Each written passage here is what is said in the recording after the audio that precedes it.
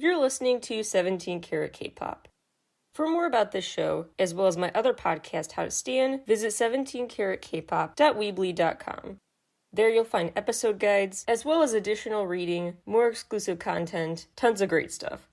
And never miss an update, an album review, interview, etc. by subscribing to the free newsletter, howtostan.substack.com. You could also become a paying subscriber on Substack, and that means you're supporting an independent creator and become part of a community, howtostan.substack.com. Enjoy the show! Hi everybody! Welcome back to 17 Carat K-Pop.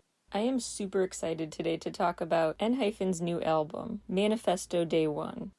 For more background on their whole music video cinematic universe, check out the episodes of the show called ENHYPEN 101 and ENHYPEN's Dual Worlds. Frankly, ENHYPEN 101, super technical, glitch-filled, not one of my best episodes. The more cohesive and technologically sound episode is the one called ENHYPEN's Dual Worlds. But today we're going to focus mostly this release in itself, because there's a lot to unpack that does connect back to previous releases, but is also brand new. I'm going to stop jibber-jabbering. Let's just dive into the details. A series of comeback teaser videos that came out have a lot of details that I think are worth remembering for later. The biggest ones include the words in white letters that popped up when the screen went to black, to just really emphasize a couple key words. Paradox and me in all caps. Those are probably related words here, about how they themselves feel like an enigma, a confusing ball of feelings and traits. I would also note the bicycle, because that was in several different teasers, so that may be a recurring presence for a reason. The overall premise is noteworthy of one teaser video where all of these shadowy figures, looking like literal shadowy figures, dressed in black, looking more like outlines of real people than physical present people, more like the idea of people. And they're carrying identical briefcases, wear identical outfits. They seem very representative of the status quo business people, going about daily life, questioning nothing, going through the motions. It also appears symbolic that at one point some of these shadow figures try to get through and filter their way into a one-person-only, narrow, single-file hallway. They're trying to funnel their way into one main route to success, you could say. Then there are the teasers with the members going on Instagram Live, streaming this for the world to see, wanting to make a fuss, wanting to go viral. The clock on the wall in the recording studio says 9. Now honestly, we're not going to revisit that later in this episode, because I think it is just kind of random, but I always note numbers. When numbers show up in these K-pop videos, especially when you have a time travel concept, to me it's worth noting, because you never know when it will become relevant again, if it comes back. They also release red plumes of smoke, they add the word real to the wall of graffiti, and notably, in the teaser where each member, kind of theme song style, has like their own box, their own little window on a TV screen of sorts, they each get a different keyword or phrase below their screen. Reset Us, Me, Manifesto, District, Walk the Line, Rule Breaker, Junction, Don't Judge Me. The one where all the members come together for a group shot says, Show You Who I Am.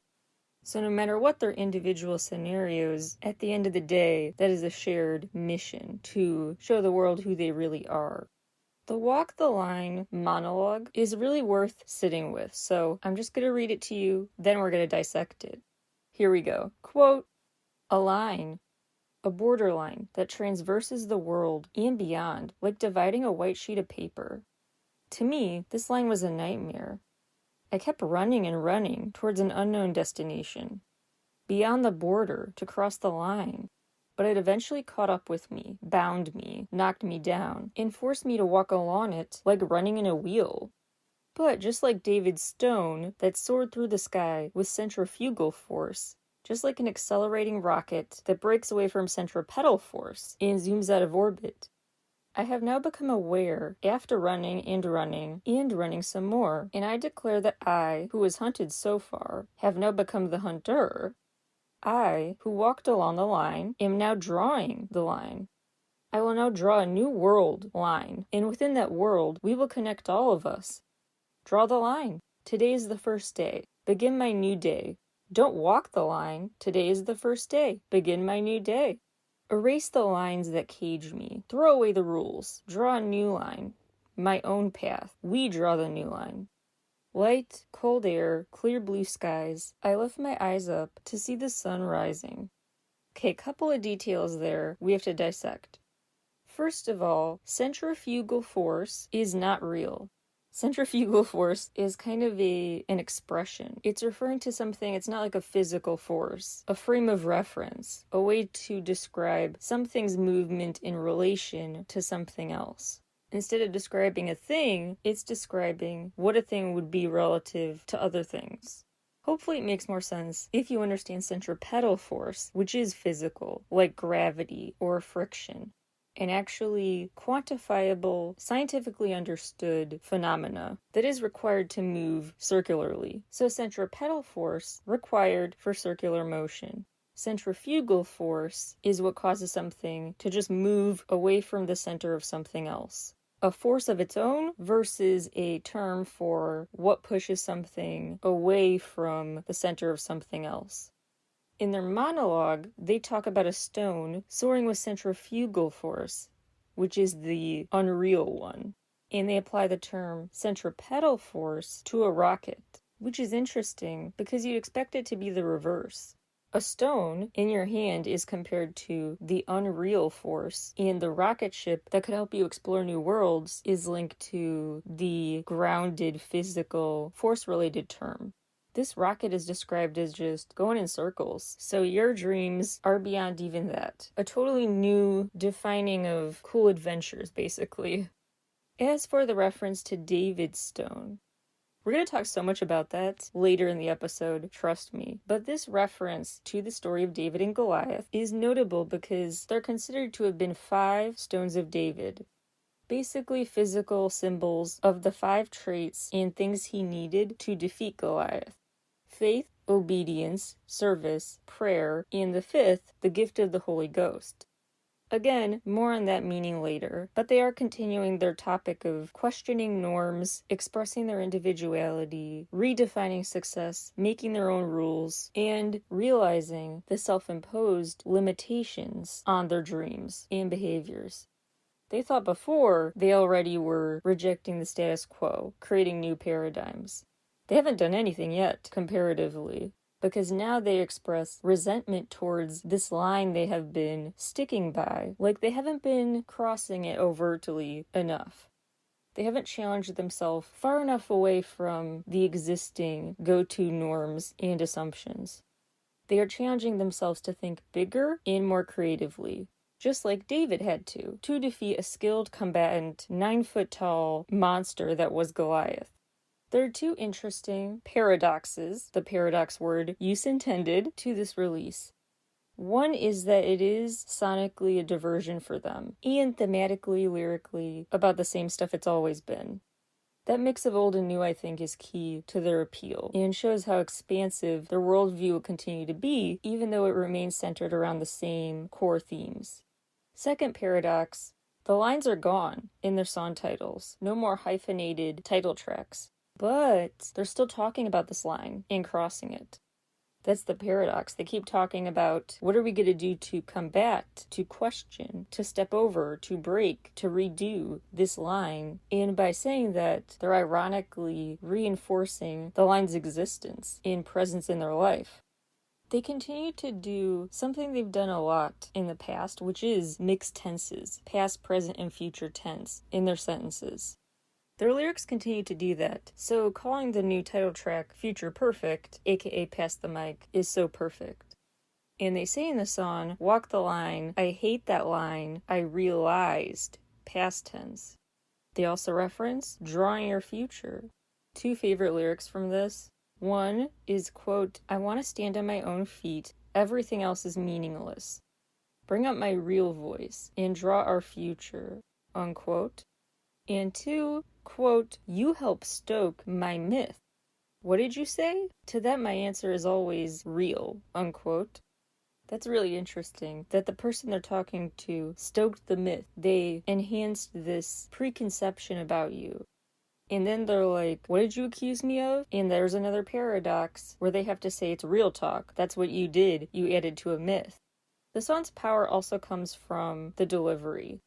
The way they say you stay with such desperation, very palpable.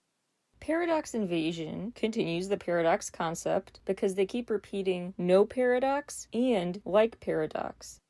They keep referencing both logic and illogic, like they're coming up with their own new frame of reference that redefines both. It also sounds like a Let Me In partner song, which I like. The next song is TFW, That Feeling When. Really vulnerable. So it's interesting how the first two songs were like the members really talking tough, and now they've really softened. By this point in the album, they seem more vulnerable, sensitive, and desperate when they sing Please Just Stay With Me. The assertive facade is waning. It's notable that they reference the sea again, lots of ocean references before, we'll get back to that. And I love this one because it gives me Pretty You by 17 vibes. Love to hear it. My favorite track, the alt-rock track written by Jake, shout out. Which he said he wrote, keeping Engine in mind, hoping to sing this with fans someday. It would sound so cool live. Great lyrics like, quote, I'm getting sick of all kinds of people's words. Who on earth defines myself? The fake paradigm that locked me up. Beyond the borderline, drawn by someone. Unquote. They actually changed the chorus at the end. They add a line to the chorus. They add, quote, my life without you is a misery, unquote. There's the theme of a paradox again, where this whole album is about stepping into your own and being proud of who you are as an individual, but they also reiterate on several songs here their need for companionship to get to that place of individual confidence. Lastly, there is Foreshadow. The translations are kind of rough. It's part Korean, part English, so I'm going to kind of skip around, but here is what the closing monologue says. Quote, the days I'm being chased, the days I kneel down, and the first day I finally declare. Those days fell into place, one by one, like pieces of a puzzle. Until one day, a long shadow fell before my eyes, facing the rain. Remember, there's the water reference again. But if it's a struggle to keep your promise, I still firmly believe we can still meet. We will connect no matter what. In front of me, Foreshadow. I run after the shadows, towards a new world, because the one true ending, that splendid future, waits for us, unquote. Another paradox, talking about running after the shadow and the shadow running after you. And yes, it's a play on word, shadow and foreshadow, double meaning there. The time travel premise is really obvious this time. Let's look back at some very notable details we've seen in their past videos that I've broken down. Fire, images of a class on fire, a hand on fire, roses on fire, slow motion running, glowing eyes, the triggering of flashbacks, like traveling through time, appearing to pop in and out or be invisible, just ghost-like behavior. The members ending videos together. At the end, they all come together and walk somewhere in the same direction.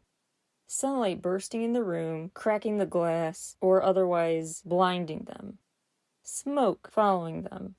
References to water, even with the mythology references to the whirlpool Charybdis, Odysseus' story, the songs of sailors and sirens, that happens immediately before two characters they reference overtly in their work enter the story. The symbolism of becoming a monster the second you enter the potion-filled sea. The moon, referenced with the double meaning of the wane, like a waning moon, but it could also refer to power or success. The concept of everyone questioning what's real, putting on fake personas, putting on airs. The sunlight's power, there's a Shakespeare sonnet 148 that they reference that's all about that. The blinding sun used as a metaphor for not seeing clearly, not seeing something for what it truly is. Then there's Shakespeare's Hamlet, which references being mad as the sea, like that whirlpool. Tiebacks to the sun in references to the sea in intro whiteout when they said, quote, my eyes are closed. No, they are open, but I can't see, unquote. And they reference, quote, the midday sea, unquote. Plus an interlude question, quote, endlessly written like the waves that ride the rhythm atop the sunset sea. For now, I will float away, unquote. Now, the Pass the Mic music video really takes on different meaning. The full moon is back, the glowing eyes, a wave of a hand triggering flames, time travel, a brief moment during the time travel where they seem to go back to morning hours or maybe travel ahead to the next morning.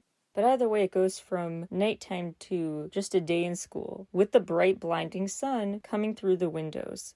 There is some slow-mo running and breaking through a glass wall, glass shattering everywhere. There's the pivotal scene where they have a bunch of hooded figures outside the windows that they stare at. They're back in a school setting, which was on fire before. Recurring symbols include the supernatural elements hinted at, time travel abilities, the full moon, glowing eyes, all that stuff. Plus flames, smoke, which is now red in the teaser videos and was black in a past video. These hooded characters, these dark presences around them, and sunlight as this metaphor that is kind of distorting their experiences. Plus the sea metaphors. I could go on, but I'm trying to be kind of summative here. There are a lot of recurring themes in this new video. And I think it might be a new trend that in their title track videos, we will see that two-part split. Like they are this time, really jumping far from both sides of the line. Having like the first half of the video be one theme and the second half be totally different. But there's the paradox, because by showing the differences, you also imply the existence of the dividing line in the first place. Overall, this new album, really profound, and way more than what meets the eye or the ear. Now I'm very excited to talk more about the David and Goliath reference, because honestly, it's so fascinating to me. So here's your crash course guide to David and Goliath, as well as a really great book.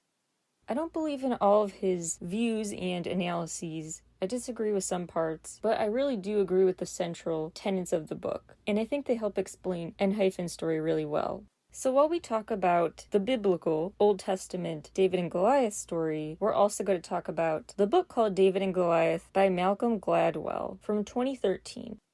It's a nonfiction book from that journalist and author that I think is really, really illuminating. You'll see what it relates to with ENHYPEN's bigger worldview. It really can be summed up with this David and Goliath premise, which is more complex than you think. So let's back up. The original story goes something like this. In the 11th century BCE, there were two armies on opposite sides of a valley that was just not smart to do battle in. So they were at this impasse in their separate corners. On one side you had Goliath, this 9-foot-tall behemoth, with smart hand-to-hand combat skills and a spear, very intimidating. Part of the other side was David, a young, unimpressive-looking fellow, a weakling, basically, whose weapon of choice was a smooth stone. He was predicted to be the loser, but we know how this ends. Goliath proposed a way to break the stalemate by saying, look, I don't want full-out war in this valley, so you just bring me one person at a time. And if a day comes where the sacrifice basically you offer up for me to fight beats me, I will surrender. So they offered up David. Poor David. But he had to do extra prep to win. He had to plan how to outsmart this guy because he knew the odds were not in his favor. So the story is basically the tortoise and the hare on steroids, because Goliath got way too cocky and did not prepare for what he would do if the status quo suddenly was rejected, if things didn't follow the assumed pattern. David threw his stone from a distance, knocked Goliath on the head, he fell over and died. There actually is some debate among scholars about maybe technically this other guy in the second book of Samuel killed Goliath, but that's an irrelevant aside, just for the sake of today's discussion. David won, and this David and Goliath metaphor is used all the time, at least in the USA, for everything from sports games to politics. It's a way of really, really simplifying a narrative about someone who's really the odds seem way stacked in their favor. And the little guy, the underdog, is going to have to try harder to go up against them. Gladwell's book, and I think ENHYPEN's premise really, dives into that story's meaning and really brings up a lot of thought-provoking questions about what it means to be the David or a Goliath in a situation. What makes society automatically label some people as Davids and others Goliaths? What do we assume one party has that the other doesn't? Bigger doesn't mean better. People automatically translated Goliath's size to success, but that was not the factor. I would argue the big factor was weapon choice. You can be big or small, but if your weapon doesn't work as well, and a stone is actually not as lame of a weapon as you think, because with a spear or something, you have to be in close range to get at your enemy, but you can throw a stone from a safe distance away. Plus, he could literally have been out of sight actually, because one theory is that the reason Goliath was so big is not good. It's because he had a tumor, and the tumor might have been pressing on his optic nerve, meaning he did not have good eyesight to see his enemy in the first place. Plus, David had to plan. Goliath could just skate by, like the hare in The Tortoise and the Hare. Just wing it. But David knew he had nothing to lose, reputation-wise, since he was already the loser in the eyes of the public. So he felt more emboldened to scheme and try anything. The stakes were against him, so what do you have to lose? And his cleverness was enough, as well as how thin-skinned Goliath was. Because honestly, what initially set him off and caused Goliath to charge towards David, which prompted the stone throw, was some comment David made about, well, God's on my side. That was enough to set him off. So a short temper being your downfall could also be a lesson of the story. So the story of David and Goliath is a story about both not underestimating the underdog's chances and reassessing what you labeled an advantage or a disadvantage in the first place. Malcolm Gladwell's book applies this story to real-world dynamics, with a ton of fascinating examples that boil down to that argument, that a lot of this is a matter of perspective. Goliath wasn't necessarily better equipped to win. He was just deemed by social norms to have the better skills to win. Whether that's true or not, we are creatures of habit who follow consistent thought patterns that are hard to shake, and so we always assume the Goliath will win. Gladwell's book tries to challenge that notion and tries to go further and say it's not just that David, and anyone who's a David in their life, should not be underestimated, but they actually might be more likely to succeed because they have that attitude. He applies it to the civil rights movement, you know? If you got nothing to lose, you can put it all on the line. If you don't care about a certain authority figure, you get in good trouble, as John Lewis would say, rest in peace. If you have to work harder, as you work harder, you learn skills that the Goliaths never have to, so you're more prepared for worse events. The book is so freaking fascinating. I really nerd out over social and economic theory books. I like a lot of really deep nonfiction, okay? Here's your more layman's terms version, though, but I will link to where you can check out the full book on my site. Malcolm's book has 3 big parts. The first part is about the advantages of disadvantages and vice versa. One example he uses is this underdog basketball team having to strategize in out-of-the-box ways because the traditional playbook was clearly not working. Risk-taking willingness paid off, and they could break a losing streak. The second part is about the theory of desirable difficulty. And he says, basically, with dyslexia, as an example, you are required by necessity to learn compensation learning, where others might skate by life with capitalization learning, which is not as in-depth. So if you master compensation learning and not capitalization learning, you may be better off and more well-rounded, skill-wise, in the future. That's why he talks about how going to a certain elite college might not be all it's cracked up to be, how certain movie producers and lawyers have benefited from dyslexia. It has forced them to find ways to disarm their opponent by just surprising them, by not going through the standard lines of attack, standard readings of cases. But he argues again, not despite but because of a disadvantage, you actually thrive more. The third part focuses on the limits of power.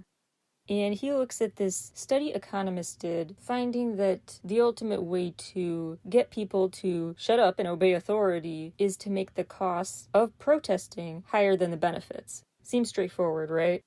Too straightforward. So Malcolm adds some caveats. And he says, well, that might be true, but you didn't address the implied authority. And if there's no shared underlying sense of legitimacy you give that authority figure, this argument is incomplete.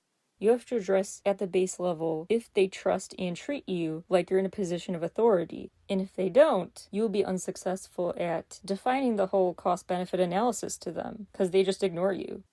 This again was applied in the book to civil rights demonstrations and how in life you can win by delegitimizing your opponent, by getting them to act a certain way. Civil rights protesters knew big public demonstrations would bring out the media, and when police ended up responding with water cannons, police dogs, it led to iconic, horrendous images that changed the public consciousness and really increased support for ending legal segregation. By understanding the power of mass media and photographers on scene, protesters were able to use the authority figures, basically, as props for their end goal, rather than be used by them. He also talks about the Troubles, the situation where British soldiers were sent to restore order. There were Catholics and Protestants in Belfast who were feuding. The cops were just there to restore order, but somehow they were just assumed to be not restoring it equally, I guess, not clamping down equally, and were assumed by the Catholics to be pro-Protestant in this fight. Because of that, the Catholics saw the police there as illegitimate and not worth taking orders from. A few more examples of Gladwell's main premises, although there are so many other fascinating ones I could bring up. The Rand Corporation, in 1964, ran a study to assess how well the U.S. was doing in Vietnam. The assessment came up with, looks like we can win this war, let's just keep bombing. That was their assessment, that the stamina of the other side would run out. Simple as that. Keep it up. Victory is imminent. 2 years later, they hired an independent party to give a second opinion, and his analysis said, no, that's way too simplistic, that's not going to happen. The initial assessment was flawed, you need to change course. Guess which person they chose to go with? Their own non-independent assessment. That demonstrates his point that too much strength is actually a weakness in some ways, because you get stubborn and think you know best and don't want to change course and don't want to be proven wrong. And it goes to his point about how underdogs have the advantage of being a fresh set of eyes because they're outside of the system. And without emotional attachment, they can see the flaws in a system and point them out to you. They have more ability to reframe situations and just see them as they are, biases aside, see what is really going on. It's hard to be an underdog, though. Really, it takes a lot of physical but mental, too, work. And it's easier to just go to our go-to patterns of thinking. We're creatures of habit. That's why we stereotype a bunch of stuff, and our fear of being wrong. And a huge interesting example is from the fall of 1940 with the London Blitz, carried out by Nazi Germany. People in London grew so accustomed, so desensitized to the constant bombing that they just went about daily life like it wasn't happening. The big takeaway sociologically, psychologically, is that those who didn't die actually came out of the experience feeling better, like they had a sense of invincibility and solidarity and community. The point is not they should have gone through that. But it's that even in the bleakest of times, the most harrowing of experiences, you can become stronger for it. The Davids have to endure and therefore get stronger than the Goliaths of the world. Ultimately, the Davids are willing to take the road less traveled. They're willing to put in that work, both because of necessity and willingness to put in that work.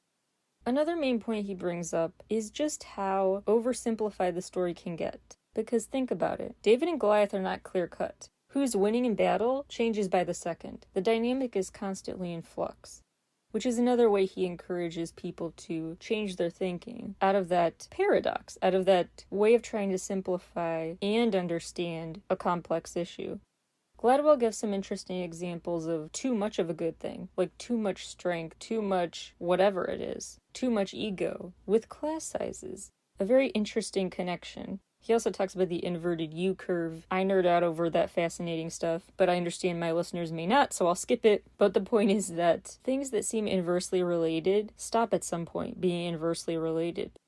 The common assumption that people still act on, again, because we're creatures of habit and refuse to be proven wrong, but despite a lack of data, people still act on this. People still assume the smaller the class size, the better. The more easy it is to learn, the better they'll do with the one-on-one attention. That's only the case up until a point. Then your class is better off with a few more students than fewer. You need more viewpoints. You need more experiences. So class size is an example of your thinking needs to not be so black and white because there's a happy medium. Another example he uses, money. Kids who grew up with money, probably better off, set on a better track of life than people without. But again, not that simple. There's a cap.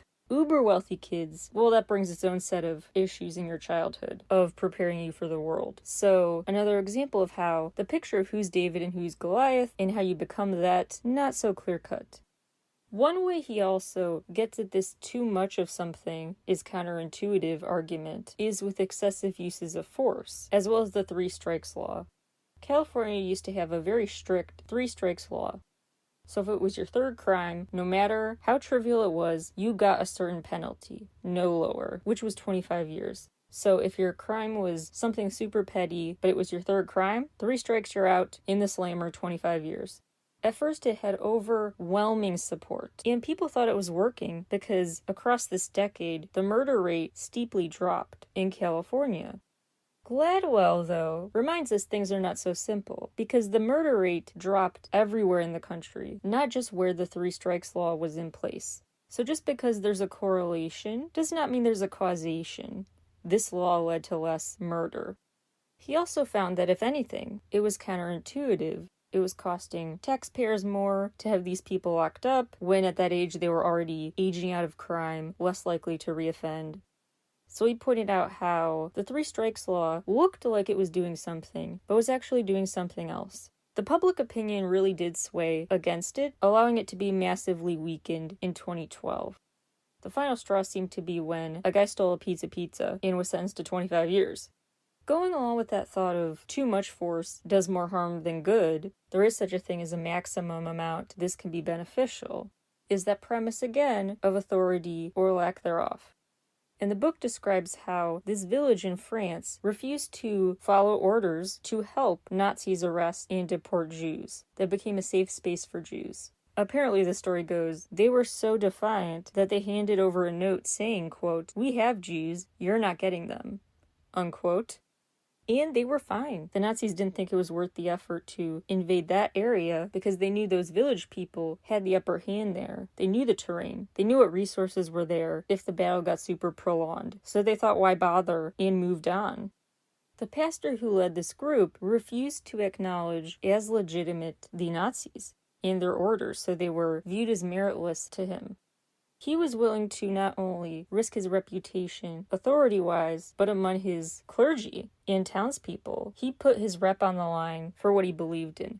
And that risk-taking, that disagreeableness, willingness to not be approved by everyone, as Gladwell describes it, led to his success. It's because of his stick-it-to-him nature, his David traits, I guess, that led to him defeating the Goliaths. My big, broad takeaway comes from an anecdote in the book about the French Impressionists. They were not breaking through, no one was connecting with their art, no one was seeing it. So they created their own little pond to be a big fish in. Rather than stay a little fish in a big pond, they became a big fish by creating a new little pond. They staged their own exhibition. Instead of continuously trying to fit in the existing spaces, they made their own space, where they did grow, thrive, and become popular and influential. That's what N-Hyphen's story is. By forging their own path, by breaking free of the constraints of society, by challenging original trains of thought, by thinking outside the box, sometimes literally, in their videos represented by a box, you can create new advantages. You can create a whole new set of ideals, of definitions of advantages, new paradigms. You can instigate a whole paradigm shift by disregarding the lines Goliaths of the world have tried to draw around you. You can find ways, your own ways, to show the world your value, what you have to offer, and what you have to offer uncompromisingly. And that's what N-Hyphen always sing about. No matter what we're doing, where we are time traveling to, what questions we have about ourselves that remain unanswered, at the end of the day, we're going to do this as ourselves. Take us or leave us, or we won't do it at all. That willingness to put it all on the line because it's worth it, and what have we underdogs got to lose? That's what their story's about. The daringness to be disagreeable, the daringness to stare at Goliath in the face and say, like they do in their monologue, they have the Stone of David and they know how to use it. So watch out, world. I hope it gave you a lot to think about and sit with. Really interesting new chapter in ENHYPEN's world. Manifesto Day 1 is out now, and stay tuned because any story developments we will definitely cover on the show. Thank you guys so much for listening today. I will talk to you all again very soon. Bye everybody!